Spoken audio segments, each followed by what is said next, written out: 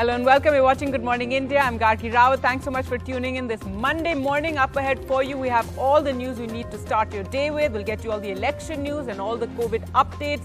There'll be a night curfew in Maharashtra. Let's take a look at the headlines we're tracking. Maharashtra records over 57,000 new COVID cases in 24 hours, a record spike in cases in Mumbai and Pune as well.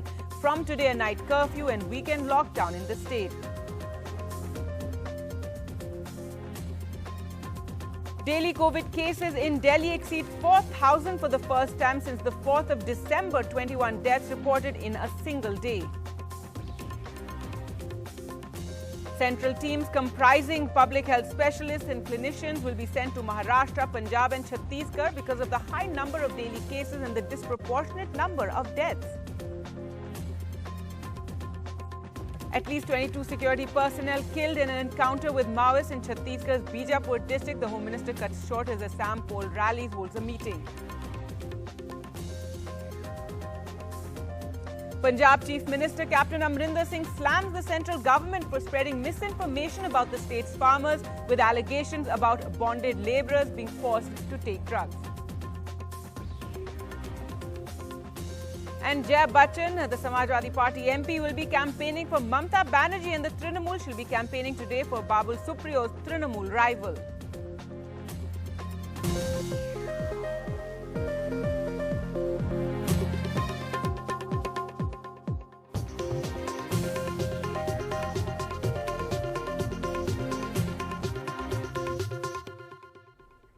Well, up first, let's get to the latest from Maharashtra. Maharashtra reported over 57,000 daily cases of coronavirus, 222 deaths.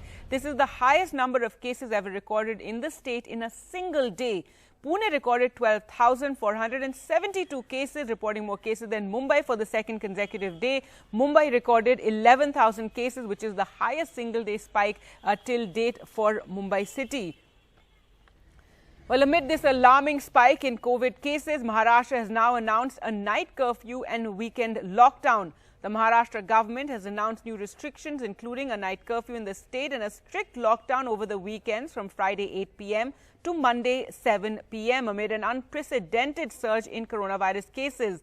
The rules which come into effect from today include a curfew from 8 p.m. to 7 a.m., a ban on gatherings of 5 or more throughout the day. Malls, restaurants and bars will be closed. Home delivery and essential services will be allowed. Industrial operations and construction activity will also be allowed. Rules to control crowding in markets will be introduced and film shoots will be allowed without crowds, but theatres will be closed. Everything except essential services will be closed on the weekend. There will be no new restrictions on traffic, but public transport will run at 50% capacity.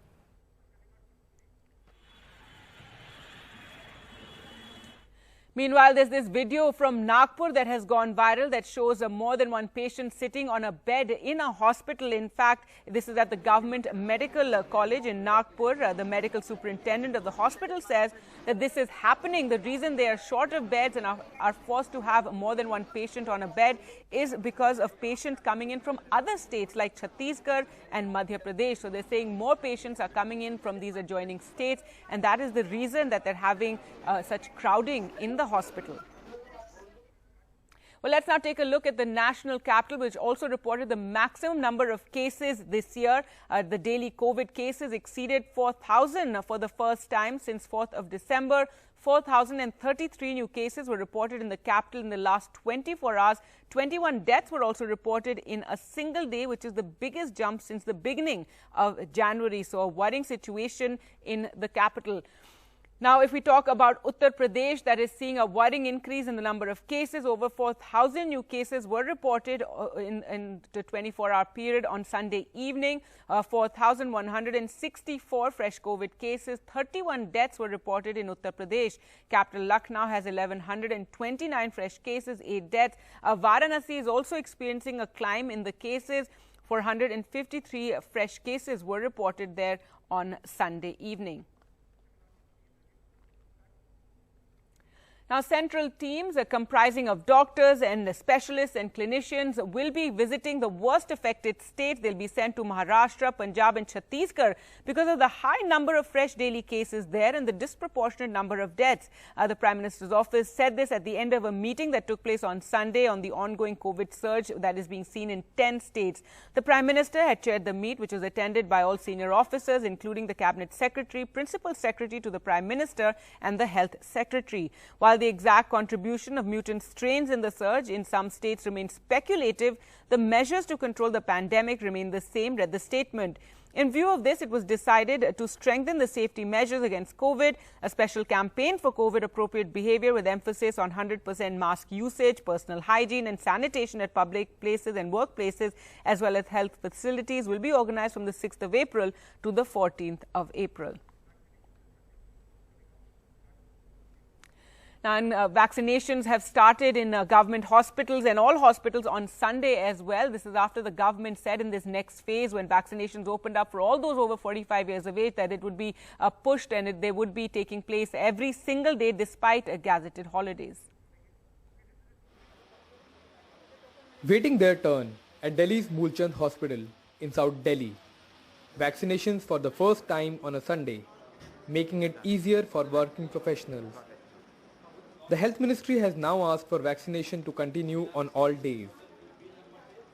Sangeeta Awasthi, a 48-year-old teacher, says the decision is a respite.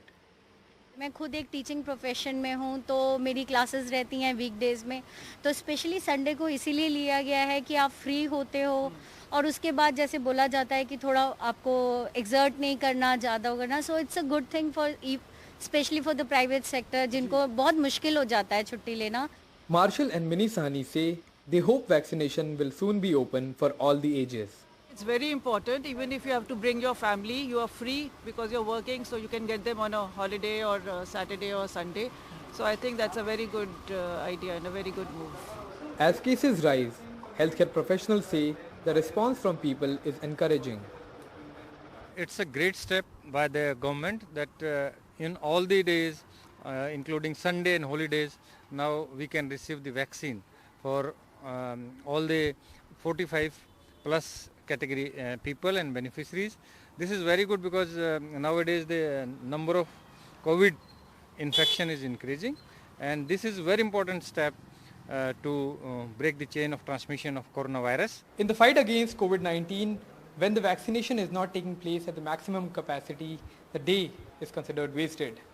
And with the government deciding to open up vaccination on each and every day, this is not only going to provide respite to the working class people who can get vaccinated on holidays, but also provide a boost to the vaccination procedure in the country. With camera person Gauri Prasad, I'm Akshay Dongre, 20TV. Now, Punjab is a state that's being watched very closely for the increase in number of COVID cases there as well as the number of deaths. One of the concerns in Punjab is the spread of the UK variant that is known to be more infectious. But the good news is that the pace of vaccinations is also picking up. A long queue of the 45 plus population in Punjab's Hoshiarpur using the Sunday to get vaccinated.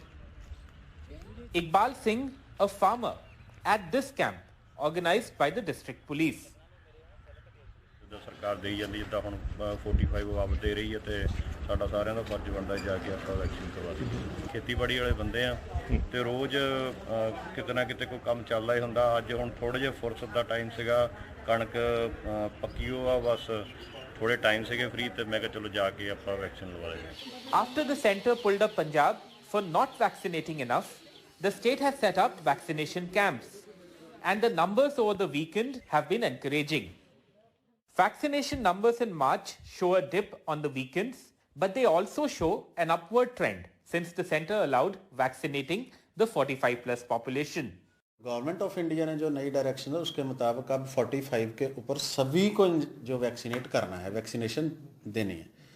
तो आज भी जो देखा गया बहुत ज़्यादा लोग जो आ रहे हैं, बहुत ज़्यादा वैक्सीनेशन में जो इंटरेस्ट जो दिखा रहे हैं, ये बहुत बड़ी बात है. In September, Punjab saw a single day spike of more than 2,000 cases a day on 9 occasions. In this wave, between March 15 to April 3, the state has seen more than 2,000 cases on 12 occasions. indicating that the second wave of COVID is more severe than the earlier one in Punjab. While the COVID cases continue to surge in Punjab, the state government has decided to ramp up testing as well as vaccination in the state to control the COVID spread. With Vijay in Hoshiarpur in Chandigarh, Mohammad Ghazali for NDTV.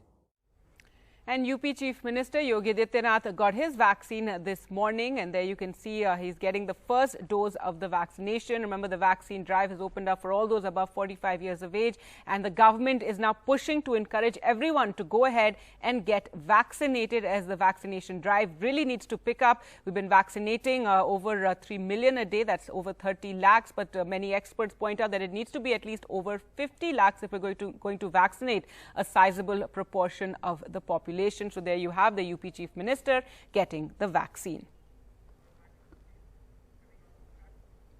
Well, let's get to the latest election news now. And yesterday in Bengal, you had both the Prime Minister and Chief Minister Mamata Banerjee campaigning and exchanging barbs ahead of the next phase of polling, which will be tomorrow.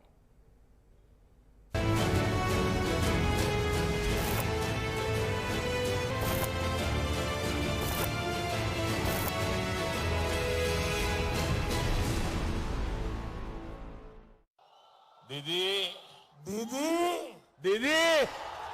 The tone of the Prime Minister's voice as he addressed Mamata Banerjee at his recent rallies in Bengal has the Trinamool up in arms. Koti koti pranam janai. First, a state minister slammed it, and then a senior MP, warning it may seek redress for harassment. Didi, oh Didi, जिस तरीके से दीदी आप कहाँ हैं? दीदी आप सुन रहे हैं ना? ओ दीदी, इस शब्द को इस तरीके से प्रयोग करके दीदी का अपमान करना पश्चिम बंगाल की महिलाओं का अपमान है. But the BJP is putting the pressure right back on Trinamool. It has accused Mamata Banerjee of turning a blind eye to her nephew Abhishek Banerjee's links with a coal smuggling racket that CBI is probing. This on the basis of taped phone conversations that have not been independently verified. Thousands of crores was extorted illegally through cow smuggling, coal mining, and human trafficking, because it had the political patronage of the most powerful political leader of the state. Though a Trinamool Youth Congress leader wanted in the coal smuggling case is absconding since December, the party has swatted away the allegations. After the Nirbhaya Act was passed, there were certain new clauses which were included for the safety and protection of women. My colleagues are examining whether this is a fit case for 354A. এই দুই ভাই গুজরাটে দুই সাকরেদ syndicate number 1 and 2 শুধু মিথ্যে কথা বলে আর আমরা যেহেতু লড়াই করি সবাই ভয়ে চুপ থাকে তাই এজেন্সি লেলিয়ে দেয়. Trinamool is also ignoring the Election Commission's letter to Mamata Banerjee, taking objection to her complaint that her booth agent was not able to enter the polling station at Boyal in Nandigram on 1st April. A complaint without substance, the EC has said. It also took strong exception to the Chief Minister's actions, which may have led to a law and order situation across the state that day. BJP and Trinamool supporters almost clashed at Boyal on 1st April after Mamata Banerjee's arrival. A huge police force had to be called in to disperse the hostile crowds and escort the wheelchair-bound Chief Minister to safety. With G.D. Shankar, Monideepa Banerjee, NDTV. Welcome back. Now, a day after the central government had issued a clarification over its memo to the Punjab government about instances of people being given drugs and forced to work as labourers, Chief Minister Amrinder Singh on Sunday slammed the centre for spreading misinformation about the state's farmers. He said it was yet another conspiracy to defame Punjab's farmers, whom the central government and the BJP, he claimed, have been persistently trying to malign by dubbing them as terrorists, urban Naxals and goons to derail their agitation against the new central farm laws. The Chief Minister was reacting to the letter sent by the Ministry of Home Affairs to the Punjab government about 58 bonded labourers rescued in the northern state. So there you have Captain Amrinder Singh hitting out at the centre and over at the Ministry of Home Affairs over these allegations about labourers being given drugs and forced to work as bonded labourers. He said it is a false propaganda against Punjab's farmers, and this is because of their continued protest against the 3 farm laws. Election news now, and Mamata Banerjee's Bengal re-election bid will receive a high-profile shot in the arm today when veteran actor and Samajwadi Party MP Jaya Bachchan will be campaigning for the Chief Minister's Trinamool Congress during the ongoing assembly election. Listed as a star campaigner, Ms. Bachchan's presence reinforces the Trinamool's popular slogan of Bengal wants only its own daughter, and she is that. She's a Bengali from Jabalpur. She will begin with a campaign for 3-time Toliganj MLA Arup Biswas, who faces Union Minister Babul Supriyo in defence of his seat.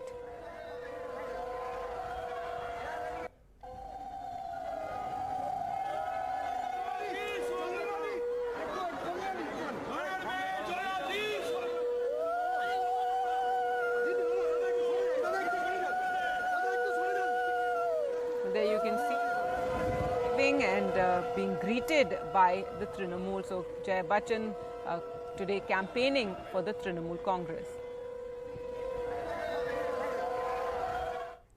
In other news, at least 22 security personnel were killed in a Maoist attack in Chhattisgarh's Bijapur district. The Home Minister had cut short his rallies to return to hold a meeting in Delhi. Here's a report. The result of what sources now say was an Naxal trap following a tip-off about the presence of People's Liberation Guerrilla Army Battalion's No. 1 commander, Hidma, and his associate, Sujatha. 6 teams of security forces showed up to intercept them. Instead, they found themselves surrounded by Maoists. In the gunfight that followed, 22 security men were killed. इस मुठभेड़ के अंदर काफ़ी नक्सलियों की हताहत होने की खबर है और आज जो सुबह हमने अर्ली मॉर्निंग ऑपरेशन लॉन्च किया, रेस्क्यू ऑपरेशन, तो उसके अंदर ऐसा जानकारी मिल रही है कि जो 21 मिसिंग थे, जिसके अंदर कोबरा एसटीएफ और डीआरजी के जवान थे, 21 में से बॉडी 20 की जो मॉर्टर रिमेन्स हैं वो लोकेट हो गई है. A group of about 400 Naxals ambushed the 2,000 security personnel of the CRPF Specialized Jungle Warfare Unit, Cobra, a unit of its Bastaria Battalion and District Reserve Guard. Home Minister, who cut short his poll campaign in Assam, said the Naxals would be given a befitting reply. दोनों ओर का नुकसान हुआ है, हमारे जवान शहीद हुए हैं. मैं उन सभी जवानों को श्रद्धांजलि भी देता हूं और उनके परिवारजनों को और देश को इतना विश्वास दिलाना चाहता हूं कि जवानों ने अपना खून जो देश के लिए बहाया है वो व्यर्थ नहीं जाएगा. इनकी जो शहादत है वो बेकार नहीं जाएगी और पूरी ताकत के साथ लड़ेंगे. जहां तक की बात नक्सलियों की है, वो अपने अस्तित्व की आखिरी लड़ाई लड़ रहे हैं. अमित शाह जी का फोन आया था अभी सुबह और इस मामले में बातचीत की और उन्होंने कहा जो सीआरपीएफ की डीजी है उसको भेज रहे हैं, वो पहुंच जाएंगे और फिर आगे की जो प्लानिंग है उसमें लगेंगे. Former Chief Minister Raman Singh accused the Congress government of being focused on the Assam polls. दुर्भाग्यजनक मामला है जहां इतनी बड़ी संख्या में शहादत हुई है और निश्चित रूप से ये पहली और दूसरी घटना 1 महीने के अंदर होना ये बताता है कि कहीं न कहीं सरकार की इच्छा शक्ति और रणनीतिक चूक है.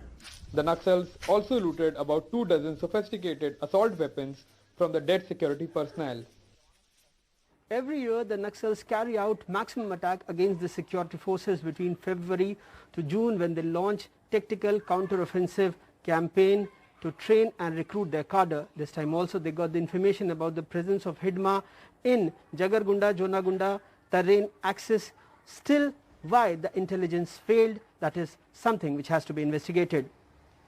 With Vikas in Bijapur, Somesh in Raipur, in Bhopal, Anurag Dwari for NDTV. Welcome back. Now, the COVID-19 pandemic has compelled companies and organizations to rethink the very nature of work. For more on new employment trends, I have with me the team from BCG India and Michael and Susan Dell Foundation. We have Mr. Raja Augustin Raj, Principal BCG India. We also have Mr. Vikas Jain, Partner Tech BCG India.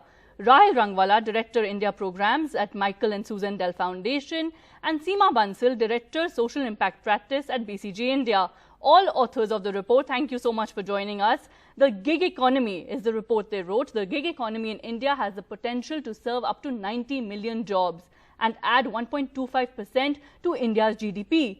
Now, for our viewers to understand, gig workers are independent contractual workers, online platform workers, also on-call workers and part-time workers. So first, let's begin by asking Mr. Raja Augustin Raj, could you begin by asking, by explaining to our viewers just how have you reached the conclusions of your report of 90 million jobs in the informal sector in about 8 to 10 years from now?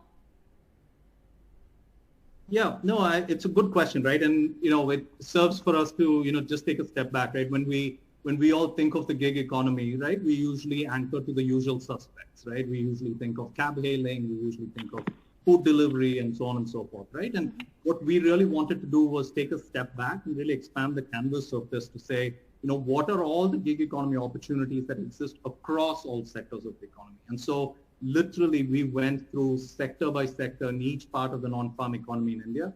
We looked at, construction, manufacturing, retail, transportation, logistics, education, and so forth. And we actually broke out the individual job categories within each of those sectors.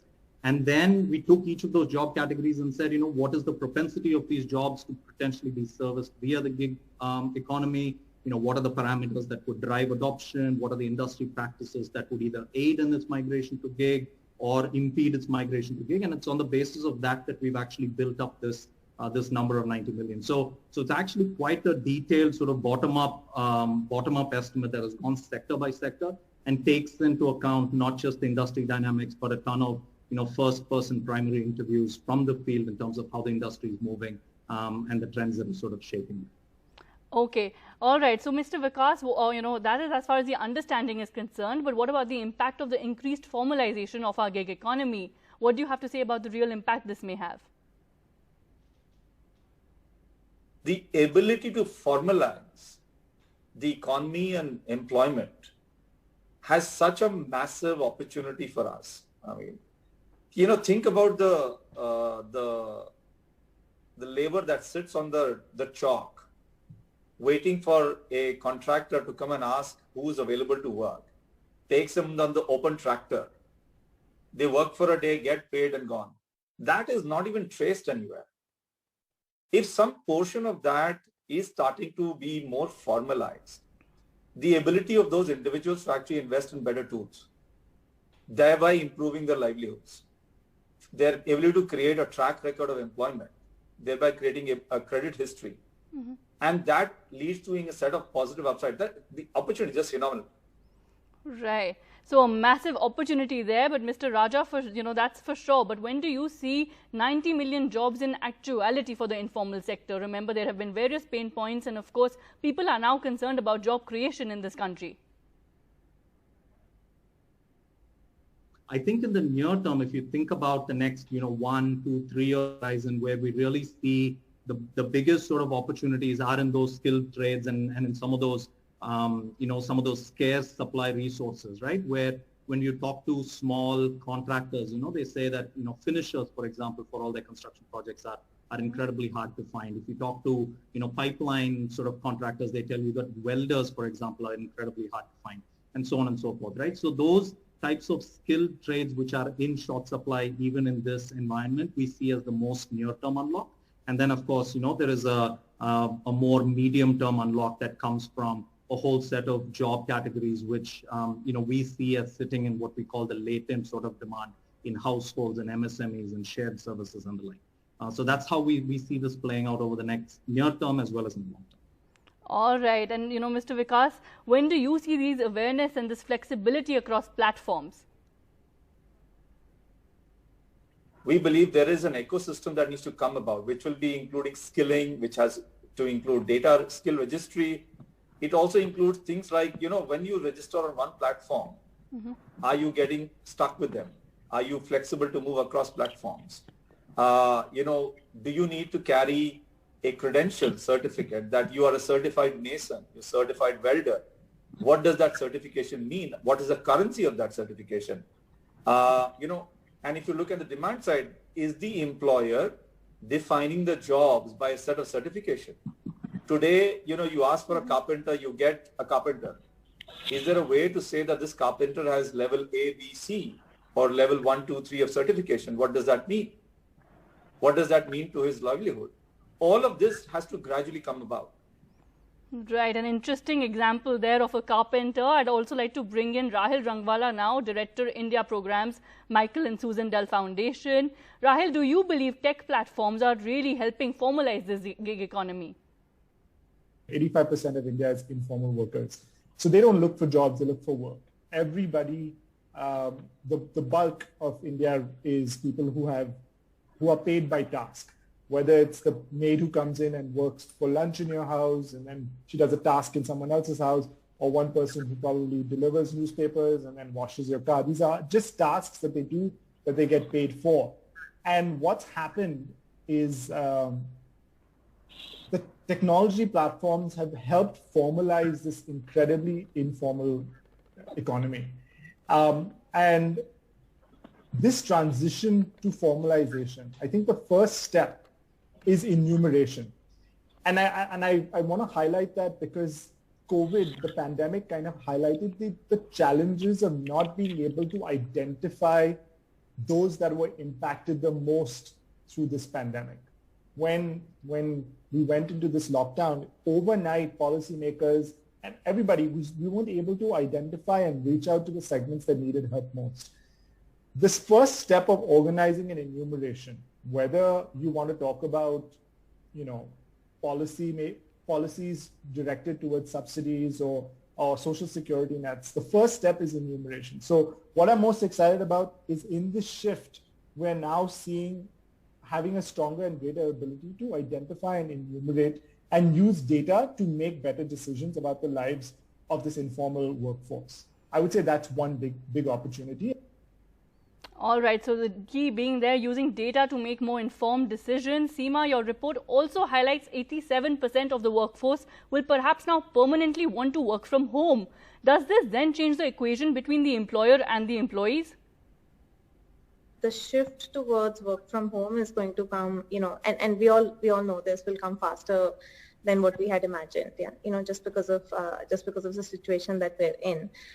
Whether it is a few years, or a little bit longer than that, it is just very difficult to say.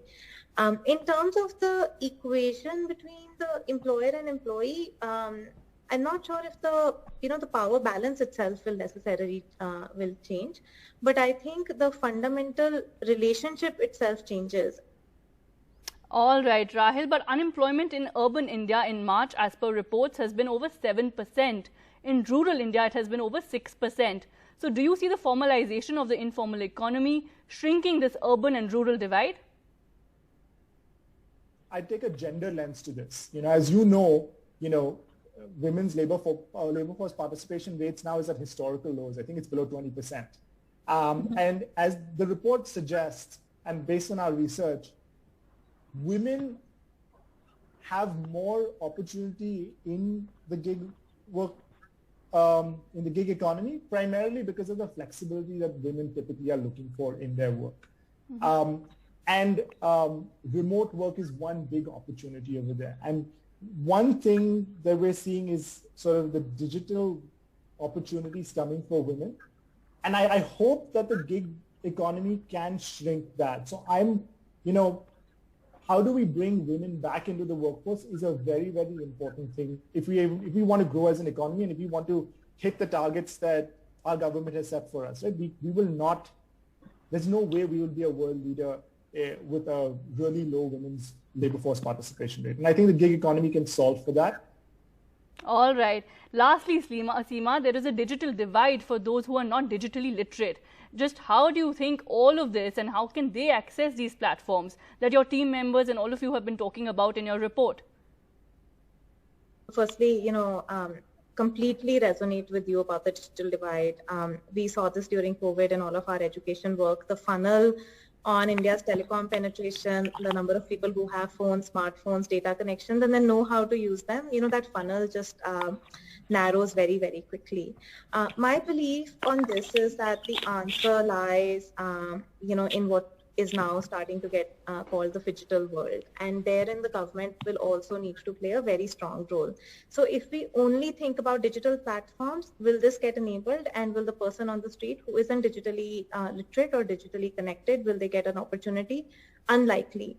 But when you start thinking about combining, the erstwhile idea of employment exchanges, employment platforms, infrastructure that the government potentially has in terms of, let's say schools or polytechnics or ITIs or labor desks, which could double up at places where someone could walk in and understand what the opportunity is, and the connections could be made in a combination of physical and digital world. I think that is where the potential lies, which actually then makes the need for this to become a combined effort between public enterprises and private enterprises even that much more. All right. Thank you so much, all of you, for joining us for this interaction. We slip into a quick break and we'll be back with more news and updates shortly. Thank you, Maharashtra. Definitely from tonight.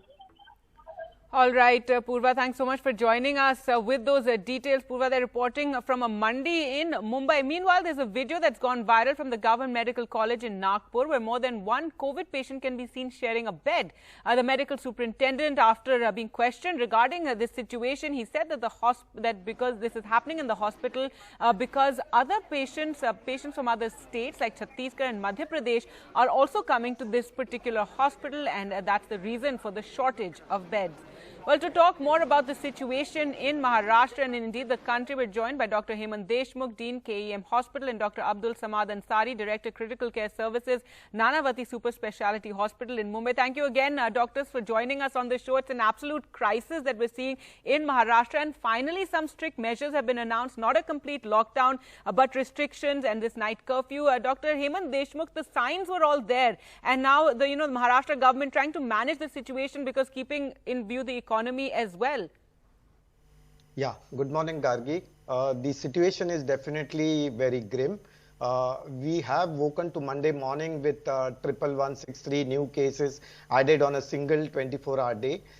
This rise in COVID numbers is definitely related to the inappropriate COVID behavior of the people. This is definitely not to do anything with the availability of beds or the availability of medical services to admit patients and treat them appropriately. The situation can go out of hand if COVID appropriate behavior is not followed by the people in general. And the most important thing that we are going back to the old school of thought that quarantine facilities should be made available, the masking has to be effective, and hand sanitization, which is the core of prevention of any pandemic, needs to be followed very scrupulously. Right, Dr. Abdul, now the central government has, as far as the variants go, it's played it down. It said that, we can't blame this surge on variants, but many are reporting this time around how it's more infectious. It seems to be spreading faster. Whole families are getting affected. So why this denial? What is your view on this? So, Gargi, first of all, the situation is definitely close to crisis. But at the same time, it is very speculative to say that all this increase in rise is because of a mutant variation and high infectivity rather than poor COVID appropriate behavior, COVID fatigue and COVID apathy. And also what we have seen in the last 3 months was a probable rejoicing effect because vaccination was launched. But the impact that the vaccination has actually trickled down to the general population is very minuscule. We are hardly vaccinating any strata of the public actually, going by the number of daily vaccinations as compared to the population and the density. So the kind of relaxed attitude, the kind of public behavior, poor masking, and lack of social distancing and probably unlimited access to all the places has probably allowed this spike to happen. I personally feel the newer mutants, and a lot of them have been studied. In fact, Maharashtra has contributed to the largest number of those mutant studies from the National Institute of Virology, but I don't think there is a clear-cut association to say that the number of cases have gone up because of these various mutants. Yeah, there are a few double mutants also reported. I think the impact has to be seen. Our case fatality ratio still remains less than 0.25%. And I think that is far less because it only shows the number of tested patients. So I think the mortality rate is probably around 5.5 to 6% in hospitalized patients. And overall, the case burden has increased. Hence, the deaths will increase. We need to be again kind of doing the clamp down, which the Chief Minister has started from yesterday. And I think they were very, very important to underline the need for, again, going back to social measures rather than treatment. Right. And I think vaccination is very important. Right, mutants or no mutants, what the public has to do remains the same and practice those measures. Dr. Deshmukh, can something be done to hurry up or quicken the vaccination drive? As Dr. Abdul was also saying, while it's a sizable number every day, it's still minuscule when we compare it to the proportion of the population. Vaccine hesitancy is also being seen in many places. Yes, Gargi. What we have seen is, though we have opened the vaccination drive from 8 in the morning till evening 8 in the night, we still see a lot of reluctance among the population to come forward and get vaccinated. The entire immunity against the virus, it ultimately depends upon the T-cell immunity or the innate immunity that a person initially has. And vaccination is just going to develop antibodies against this virus. Though the numbers of vaccination centers have gone up, we have opened the private vaccination centers as well as extended the time, and we have even extended the time to a public holiday and Sunday. So you can imagine that the vaccination is right now on tap, but the apathy of the general population to come forward. Now we were talking about people above the age group of 45 years, but if it can a survey can be done to implement and vaccinate people above the age of 35, I think that would be a very big game changer. Right. Dr. Abdul, your views on this? Yeah, I completely agree.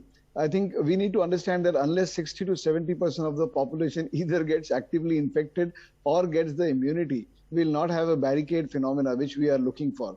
And if I can put a word that probably there should be two streams of vaccination. One, obviously, the government approach of giving it far and wide with the kind of subsidized rate that we are using. But at the same time, those who can afford probably should also have a private channel in which they should be able to take it without having those mass gatherings, probably in a more streamlined way, with everything reported and documented on a uniform platform. And I think we have the number of vaccines to be rolled out. They can be given on a priority basis to those areas and cities where the numbers are spiking. So I think we need to have a dynamic approach about vaccine sharing and making it reach down in multiple pronged approach. Right, and Dr. Deshmukh, finally these, measures announced in Maharashtra, but very late in the day, also when you're talking about, asking the public to follow certain behaviors, etc., do you feel that from the government, not just Maharashtra, but, central government, etc., there's been some mixed messaging? Because on one hand, you have them, the health department, health ministry talking about keep following COVID protocols. It's very frightening, the situation. But then on the other hand, you have all ministers, top leaders out there campaigning. You have the Mahakumbh taking place in Haridwar. So this sort of mixed messaging for the public. Yeah, definitely that the people are going to get confused. They want an example to show that COVID appropriate behavior is not followed elsewhere, and probably we will also not follow that behavior in the public. So it all depends on essentially the personal behavior of a person, that if you are really interested in keeping the virus away, I think you really need to change to break the chain of transmission, because this virus is voracious, it's going to spread, the transmission is going to be very rapid, and it's probably going to create a big havoc if each and every person or citizen is not going to take personal care of himself. All right. Well, thank you so much, Dr. Deshmukh, again for joining us, and Dr. Abdul Ansari there for joining us from Mumbai. Well, let's focus on other parts of the country as well, and the national capital in Uttar Pradesh, both seeing a surge in cases. We can go across to Akshay and Alok join us for more on that. First to Akshay. Akshay, the case count in Delhi exceeding 4,000 for the first time since early December, a real point of worry for the national capital. Well, yes, Gargi, in fact, the number of cases rising in Delhi is not only a worry because the national capital has seen these numbers after a very long time, but also because from the experiences of the past, we have seen that the national capital has competed with Maharashtra.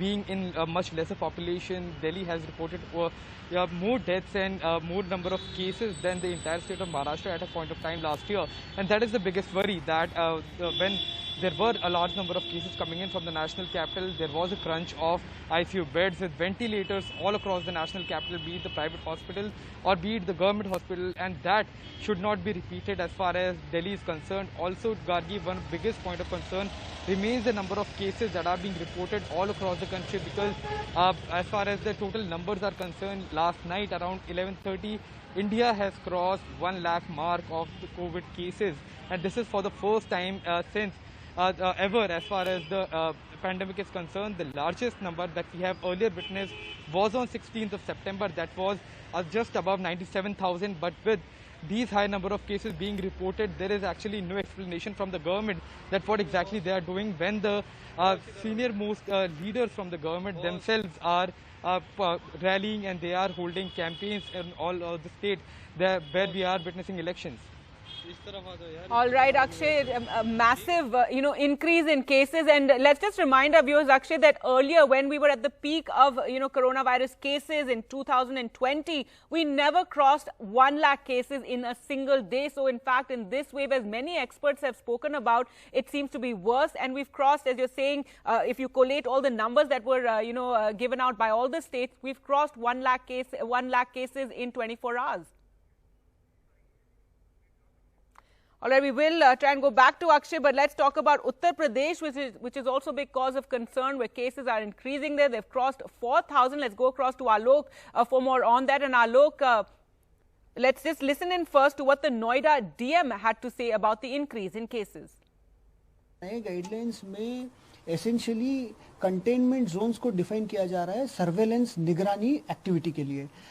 बहुमंजिला towers में जहां अगर एक case किसी एक floor पे रहेगा तो उस फ्लोर को कंटेनमेंट जोन्स निगरानी के लिए घोषित किया जाएगा। साथ में अगर एक टावर में एक से अधिक मंजिल में अगर है फ्लोर्स में तो पूरे टावर्स में निगरानी प्रक्रिया चलेगी। इसमें जो अन्य आर्थिक गतिविधियां है वो पूर्व की तरह चालू रहेगी।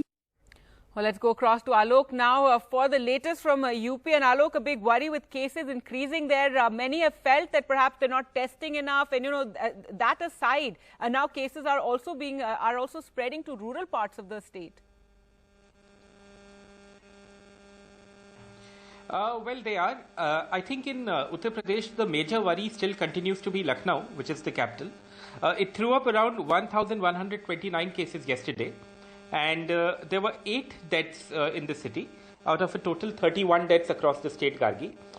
That is a big worry, but like you said, there are other areas also where there is a big worry. For instance, I see that Varanasi, the Prime Minister's constituency, and of course, we all know it as one of India's most religious cities, it's shown a big spike. We've got to 453 fresh cases in the last 24 hours. And one wonders whether those, I dare say outrageous holy celebrations where there was so much of a crowd there has contributed to this spike because people would be getting tested after that. But anyway, that's something that has happened in Varanasi. Then you have other areas like Kanpur. You have Prayagraj with 397 cases where we saw, again, we reported last week on those holy celebrations that were happening there with hundreds and thousands of people packed together. Gautam Budh Nagar, Noida, the DM was speaking there. It's thrown up lesser cases around 61.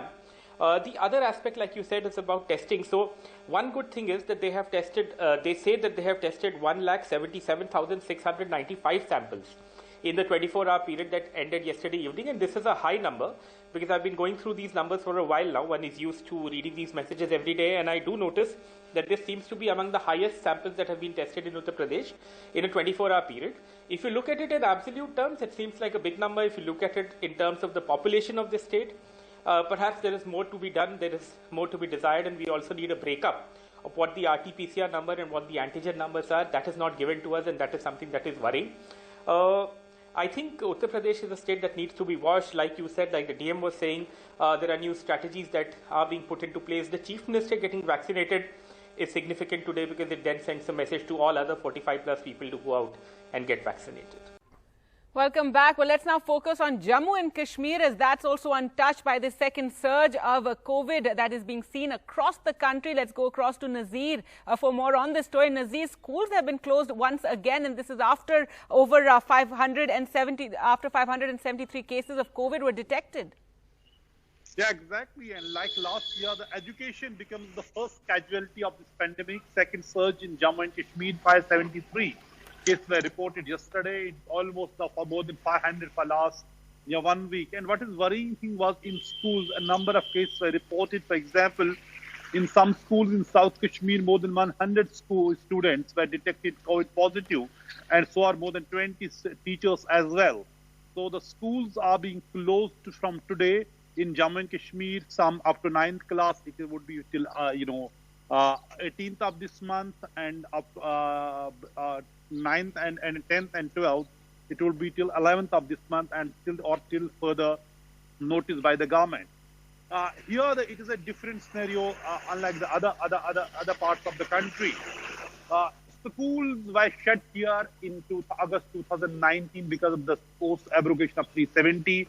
Then because of the situation and the winter vacations, they remained closed. Then again, because of the COVID situation, the COVID lockdown in March last year, they were closed and opened this March after the lockdown and the winter vacation. And now, less than 1 month after schools were open, they have been shut again. So really a huge education becomes a huge casualty in Jammu and Kashmir, where children have been suffering, their education has been suffering because of the situation for the last 3 decades. Now the COVID has hit it very, very badly. In fact, in last one month, it was only alternate days. The children would go to school alternate days because to maintain social distance. At the same time, while the schools have been closed from today, government has come under criticism because you are shutting schools to prevent the spread of COVID. But at the same time, you are starting a tulip festival at Srinagar Tulip Garden.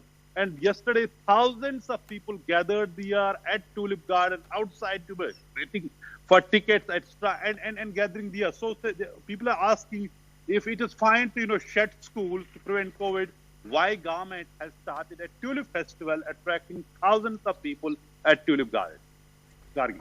All right, Nazir, thanks so much for joining us with that. So a surge being seen, Nazir, there in Jammu and Kashmir as well. And this is as India has crossed 1 lakh cases in a single day. Yes, that's the big breaking news that's coming in just now. In a 24-hour period, India has crossed that 1 lakh mark. It is reported, in fact, 1,03,558 new COVID cases in a 24-hour period. This is the maximum India has ever reported since the start of the pandemic. In fact, in the last wave of the pandemic, we never crossed 100,000 cases in a single day in a 24-hour period. So India crossing 1 lakh and reporting 1,03,558 cases.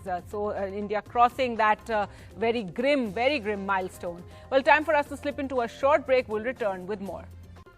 Welcome back. Now, the big breaking news right now, India has crossed the 1 lakh mark. It's reported more than 1 lakh coronavirus cases in 24 hours. Remember, this is the first since the pandemic began that India has reported these many cases, crossed that 1 lakh mark in a 24-hour period. 1,03,558 cases reported in the last 24 hours. Let's go across to Akshay for more on this. And Akshay, very, very worrying figures there. We will try and connect to Akshay, but if you can take you through the numbers, 478 deaths in the last 24 hours, and the total recoveries.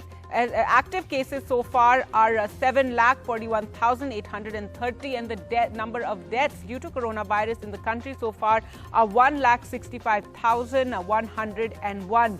So a big breaking news, India has crossed that 1 lakh mark. If we can show you the coronavirus curve in the country, and you can see how the peak from the last wave is lower than the peak from this wave, and this wave has been a lot steeper as well. As you can see, the climb has been a lot steeper. We'll just bring up that wave in just a moment. But let's go the graph. Let's go across to Akshay for more on this story. And Akshay, we've crossed that very grim milestone, reporting over 1 lakh cases in 24 hours. Maharashtra, of course, the worst affected state, announcing measures. But tell us more about what the government is now doing.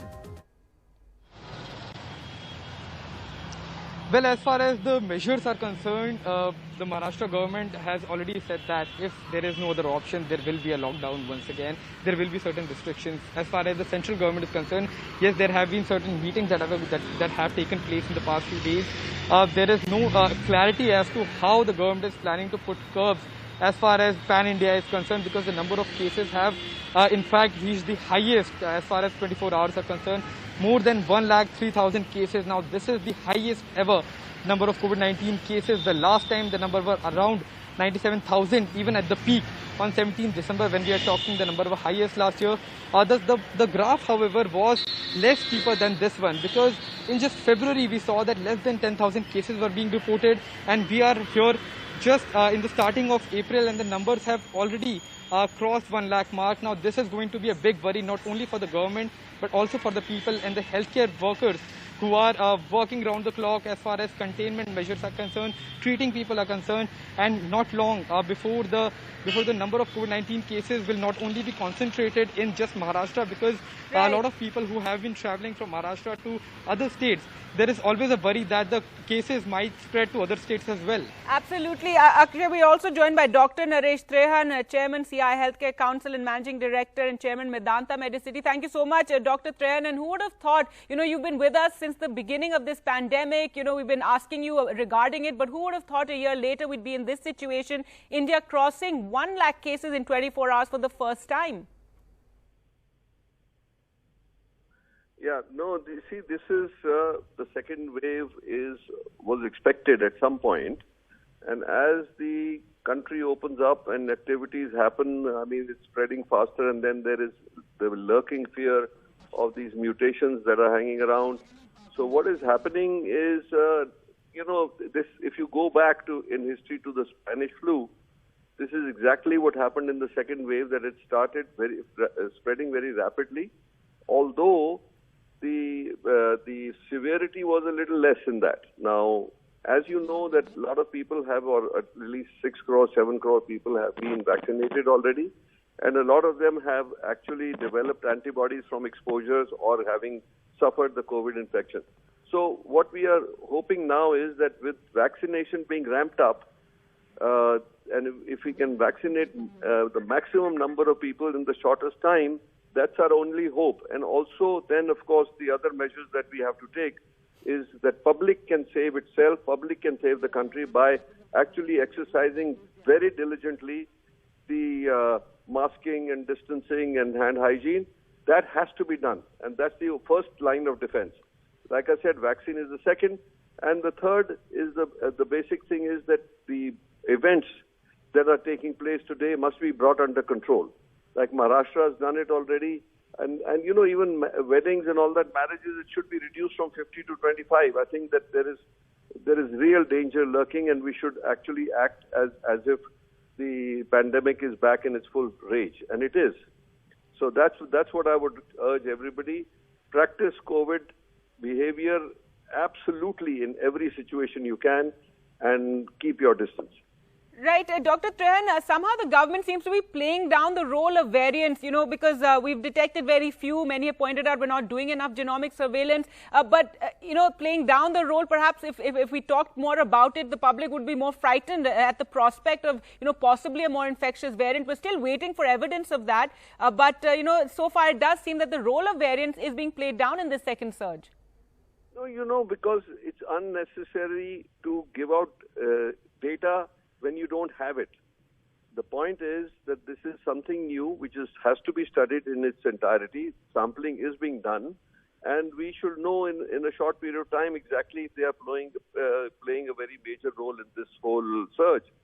But I think that till that, the people should be scared anyway. People should be scared into believing that they must practice double time COVID appropriate behavior. The people should understand that and stop all this socializing and stuff like that, which is not necessary. And if it is going to happen, it should happen in open air rather than in closed spaces. Right. Dr. Trehan, you talk about how people must realize this. And, if we talk about the messaging from the government, Health Ministry has been giving us all this data, talking about how they're very worried about the situation in treating people. Please follow COVID protocols. But then on the other hand, you have the entire government going out and campaigning. You have visuals of these massive rallies. You also have the Mahakumbh going ahead in Haridwar in the midst of this pandemic, which is the largest gathering anywhere in the world. So, mixed messaging really to the public. Well, that is something that I can't comment on. That's a situation with the government to decide and government to take measures. But election is on. They can't stop the election. And as I said, that these events will spread more and more. But the only thing is, even if you're going to a rally, please wear a mask. Mask is very effective in preventing the spread. And second thing is, that, like I said earlier, vaccine is our only weapon now. So let's go as fast as we can, and the manufacturers should ramp up their manufacturing of doses, and the new doses, new vaccine may be approved very soon, and that will add enough. If we can add up to about 11-12 crore doses available a month, we should be able to bring it under control in the next 2 to 3 months. Right, and Delhi Chief Minister Arvind Kejriwal has asked that can we open up vaccinations for all so we can speed it up, because we're getting reports even in Delhi of vaccine centers being fairly empty. What is your view on that? What can be done to increase the vaccine per day vaccines? See, the basic thing concerned medically and by the government is also the fact that the vulnerable should be vaccinated first, because there is a limited supply of vaccine. Now, if you start opening it up and then the people who are vulnerable are left out of the system, then there'll be a problem. So I think the best thing to do is to keep encouraging people. There are enough people being vaccinated without any major consequences, without any major side effects. Then the public should get that confidence, and with this new raging system, one should know that people who have been vaccinated, even if they have gotten it after that, they have got a very, very mild infection. So that is the purpose of the vaccine. The vaccine is not a cure. It is, what it does is it protects you from the severity of the disease, and also that even if you have antibodies and even if you are vaccinated, please continue the COVID appropriate behavior, because not only you will get protected, but you will protect other people from you. So I think this thing shall have to continue for some time, many months to come. But vaccine is the answer, and the public can protect itself by masking and distancing. All right. Thank you so much, Dr. Naresh Trehan, for speaking to us here at NDTV, as India has crossed this grim milestone. Over 1 lakh cases reported in a single 24-hour period. And we'll just bring up that graph to show you how the second wave of COVID in the country is a lot sharper. The climb is a lot steeper. The way it's increased exponentially has been a lot faster than the first time around. And there you can see the peak in 2020. And now the peak that has crossed the earlier peak, with India crossing 1 lakh cases in a single day, 1,03,558 cases being reported in the last 24 hours, for which Maharashtra accounts for more than half those number of cases, reporting over 57,000 new cases. Well, let's shift focus now, and news now from Punjab, and a day after the central government had issued a clarification over its memo to the Punjab government about instances of people being given drugs and forced to work as labourers. Chief Minister Captain Amrinder Singh hit back on Sunday, slamming the centre for spreading misinformation about the state's farmers. Well, let's go across to NDTV's Ghazali for more on this. And Ghazali, the Chief Minister calling this yet another, attempt to defame the Punjab farmers, who as we know have been camping out for several months now against the farm laws.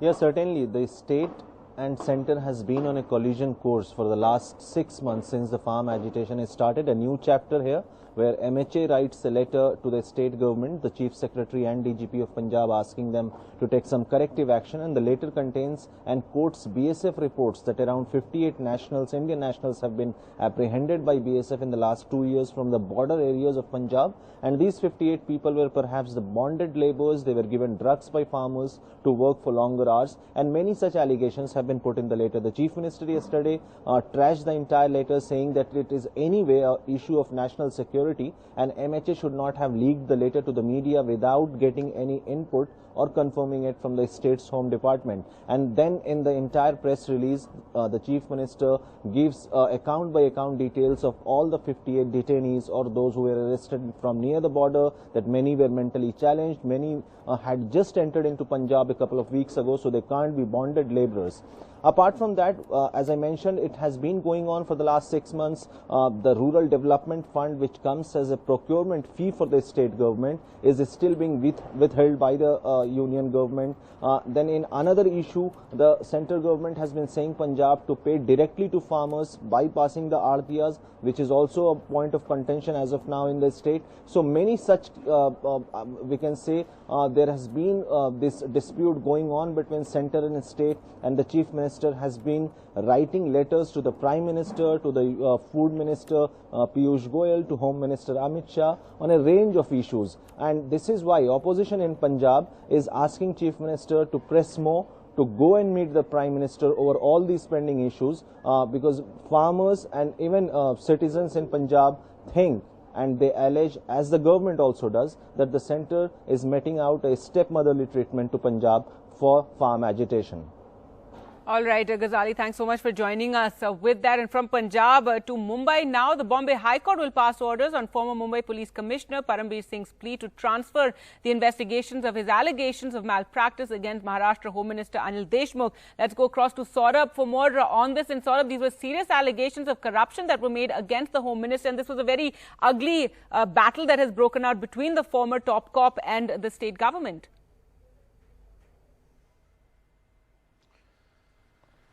Absolutely, and the Bombay High Court had heard this matter earlier, and that is something that, the court will pass orders on. Now, there was a lengthy hearing in the court, and, the court heard all sides, including the state. The state had argued through its Advocate General Ashutosh Kumbhakoni that the petition was not maintainable on grounds that it was a PIL, and there was very little public interest in this, more to do with the personal transfer of Parambir Singh, who's the former Mumbai Police Commissioner, who's now been transferred as, DG Home Guard.